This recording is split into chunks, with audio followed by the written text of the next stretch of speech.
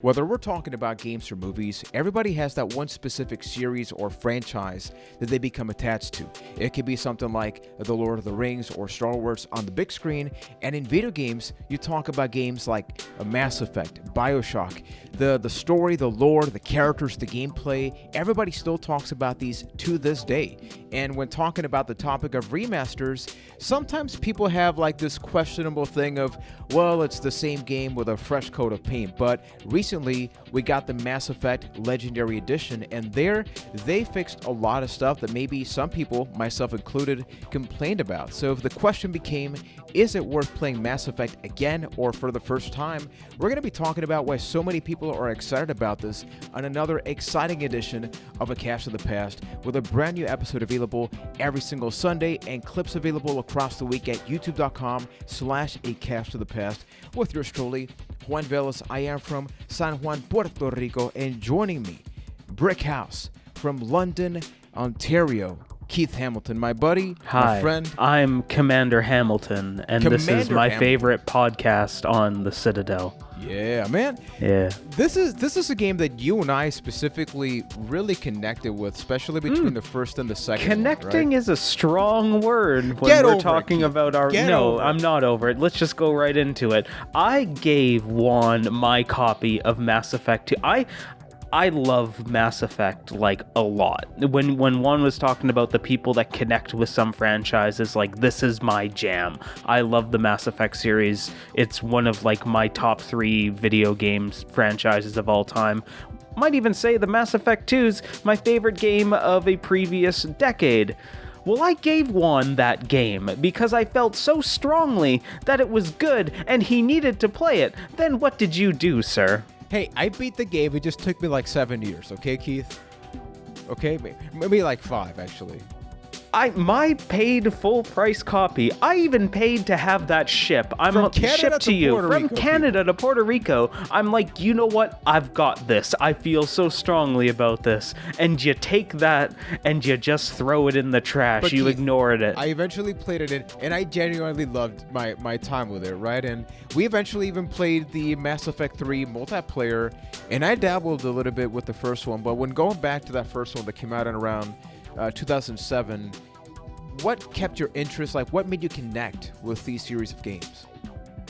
It has a lot to do with the world building that they created with Mass Effect. Like, as I've like basically beaten to death on this podcast, I love Star Wars, and it was very much like an amalgamation of Star Wars action and Star Trek dialogue that they were going for in this original Mass Effect. And the fact that it was a BioWare game, and BioWare already had this amazing pedigree of these dialogue-driven, story-driven games, like it really was a perfect storm of a video game of the things that I am interested in, and it was a home run to me. And maybe home run is a bit strong, but it was definitely like a game that I just fell in love with certain aspects of it enough that I was willing to look over some of the downfalls that the game has.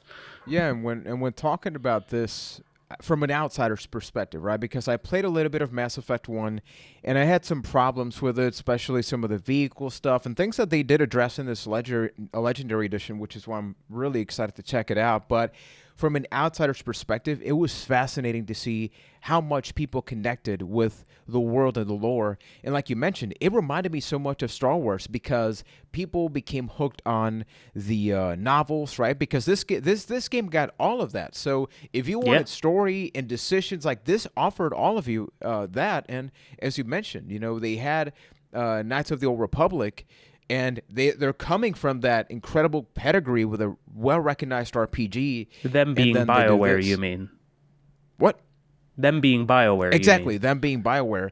And it was just something unbelievable that they were able to create this unique, just brand new IP and have that experience. So when they announced this Legendary Edition, which it is not a remake, even though they've definitely overhauled things, but it's still the same game, just a whole lot was added. What was your reaction to that, having not played these games in maybe a couple of years? I was so freaking excited because honestly, like, even just being a fan of Mass Effect aside, it is a series and franchise that didn't age well. The games themselves are fine, but it became this problem of the because especially with Mass Effect 2 and 3, the DLC is so important to the overall experience. Like, they have some of the best DLC in video games, period, especially from that console generation. But in order to play them, like, yeah, you could pick up a copy of Mass Effect 2 for a cup of coffee, but all of the DLC was still full priced. That's always been a problem with a whole lot of games, where sometimes the game will be $5, but the DLC, the base price is still like 20 or something. Yeah, it's insane. So every time that I wanted to jump back into Mass Effect 2 or any game in the franchise, really, it would be a case of, oh, well, I need to either dig out my old 360 from whatever box it's in or rebuy all of this DLC. And when you're talking about the entire franchise, you're looking at upwards of $100 for the entire experience. That's what I loved so much about the announcement of the Legendary Edition, because now you have this complete package with all of the games and all of the DLC. It's not something where you have to figure out and download it one by one and spend way too much money on it in 2021. Now it's all in a concise package. Like, the fact that they up-resed everything and upscaled it, fixed some controls and did like those minor improvements, like, that's all icing on the cake as far as I'm concerned. The fact that we have this complete Mass Effect trilogy, original Mass Effect trilogy package that is very available, very, very accessible in this generation, like, that is so exciting to me. And now there's finally like a place that I can tell people, this is why you need to play Mass Effect, and this is where you play Mass Effect. It's not like a conversation of, oh, you need to pick up this, and then you buy this DLC, and then buy this DLC, but you can skip this DLC, but then you want to get this one, avoid this one, and then you want to play Mass Effect 3, get these two, and then just this long list that, like, people just roll their eyes by the end of it. That's a thing of the past now, and I'm super excited about it. And I think if our main question is why are so many people excited, even before we hit the record button, my intro was going to say in the past 10 years, this game, the first one was almost 20 years old. As much as it hurts to say, it's not okay. It's nearing that. Exactly. So just not okay at all. Just put yourself in the context that there's a lot of people that their first Mass Effect game was maybe Andromeda or maybe it was Mass Effect 3, because I've heard many people say, like, oh, the 360 and the PS3 is old, but that's where these games came out. And sure, there's backwards compatibility, in Xbox One. You can't play these games on PC. But sometimes when people, it's like, if it's not something like Netflix, there's a movie, you hit the button, and you stream it. With an old video game, you brought up the incredible point, which is, okay, here's the game, but the DLC is still there, so you can not get the DLC, but you get the overall package. And this reminds me a lot of, like, when we would get Game of the Year edition games, which we still get that, right? But yeah, before, it was like a year after the game came out. I feel like this is the perfect scenario. Like, the both of us have not played this yet, right? So we may eventually provide a more detailed review, especially the first Mass Effect at some point down the line of the podcast. So if everybody would like us to do that, definitely let us know. You can also add us on Discord at acastofthepast.com/Discord and subscribe at youtube.com/acastofthepast. But the fact that it's the ultimate Game of the Year edition, you're not getting the first game, you're getting the first 3 games. They're fixing the things that for years, because they have all this data from fans like yourself, people that obsessed about this game, and they were like, okay, subjectively, this is something that a lot of people do not like. What if we were able to go back? The Mako says hello. Exactly. Especially in the first one. And even something that they announced in that process is, hey, you want the original style thing? You also get that. So you almost get like instead of like a Game of the Year, I'm going to say it's like a celebratory Mass Effect package that I have no doubt, man. It reminds me a lot of the Master Chief collection that they put out a couple of years ago, because they have a button, and it's a literal graphics button. Oh yeah, where you can be playing amazing, Halo 1, and then you can hit the select button, and boom, now you're at Xbox One graphics. Exactly. They're giving the option to have whatever you want the way that you want it.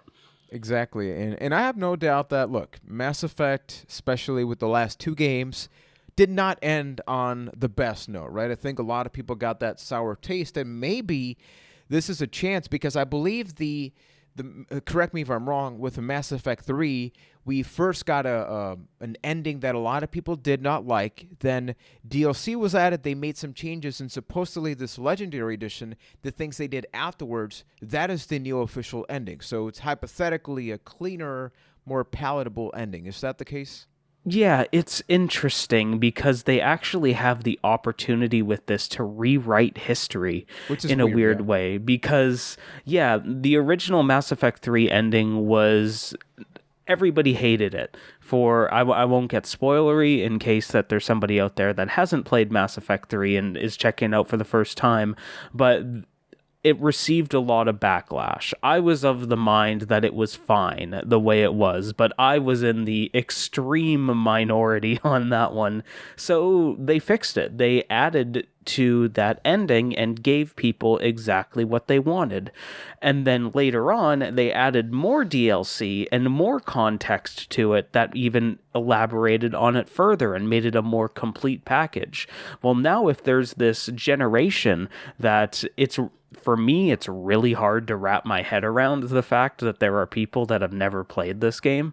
But the fact that they have the opportunity to go in and get that finished version that they maybe wanted all along, and fans were like, okay, this is exactly what we wanted. Like, that's the starting point for people, and they have the opportunity to get the best experience possible with that without having to go through 1,000 hours of indoctrination theory videos and all of the insane fan theories that were out there just to get to that point originally. Yeah, and even something else that confirmed is some of the DLC had to do with weapons, and something that I have freaking hated with a lot of games is sometimes the weapons DLC Yeah, is like Mass OP in Effect 2 games. was bad for that. Like, it was to the... You know that time in video games where it's like, oh, you want this weapon in a game, well, go buy a case of Dr. Pepper and then you'll get the shotgun. Worst. Mass Effect was really bad for that. There was like armor and pretty good early game armor And that a lot was of the like stuff locked. was like way too much powerful than other stuff to the point that it would be game breaking, right? Yeah, absolutely. And then it was just like it was marketed in a way that it would cost you hundreds to get all of it, because there was the Dr. Pepper one, there was the one if you pre-ordered at Best Buy, there was the one if you pre-ordered at GameStop, then there was the collector's edition one. If you wanted everything, it was a task to do all that, and to be able to just get all of that, that is really cool. And they confirmed that you don't get that from the moment you get the game. You can just buy that with the in-game currency, which I think is the best of both worlds, because you avoid... It's like when you get a fighting game or other games that have everything unlocked from the beginning. It's like, well, this is cool and all, but I'm being spoiled, and sometimes you just blaze through the game. So here you have that experience. Now, in your case, like, forget about everybody else, Keith. This is all about you, buddy. All right, we're in the Hamilton zone now. Exactly, man. If you were to tell us, like, this is why you're excited personally, to go back and either just play the first one or the trilogy once again, knowing some of the changes, what will be your main reason as to why?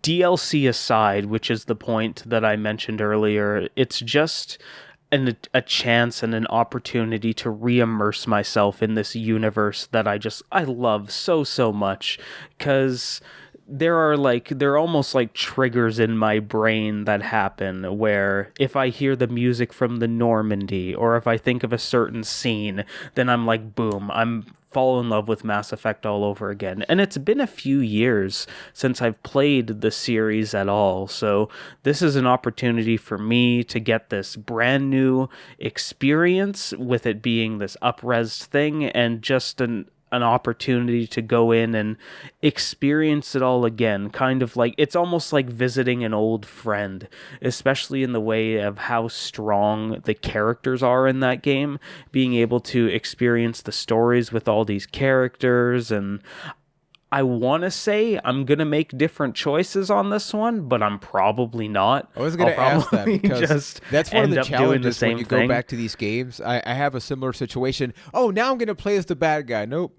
I make No. the exact same decisions. You'll make 2 of the bad decisions. You're like, You'll feel bad. I don't really want to, and then just go back to fall into your old habits.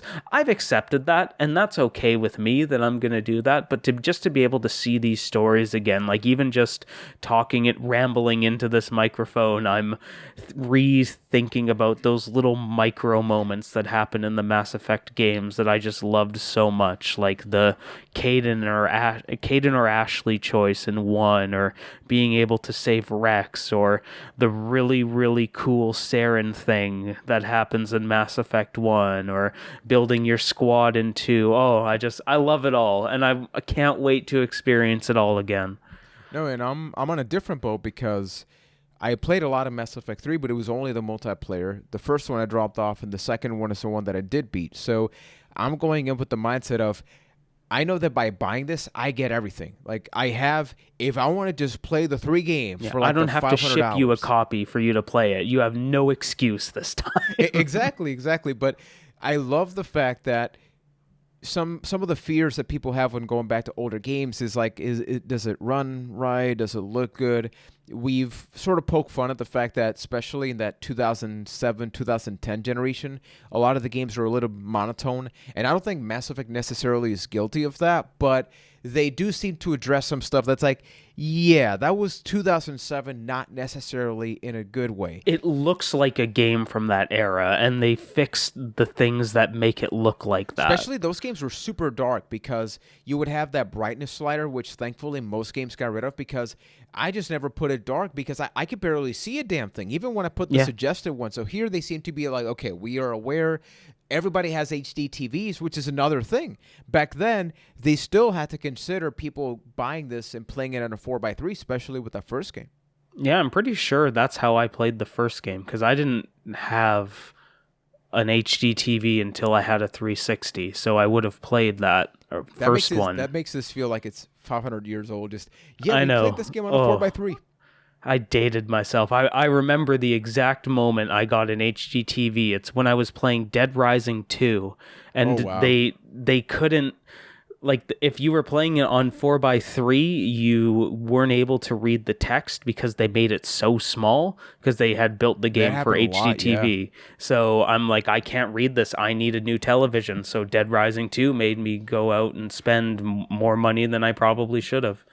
So for everybody watching and listening, please let us know whether you've already played the game and you want to share some of your initial impressions about the Legendary Edition specifically, right? And I think eventually, once we play, whether it's a full review or not, it'll be interesting to have a conversation about which are some of the other games that should get this level of treatment, because obviously it's a lot, right? Think of the amount of hours, and I don't think there's 50 games that could definitely benefit this, but there's a lot that could. So for those that want to suggest some of that stuff, definitely drop that in the comments.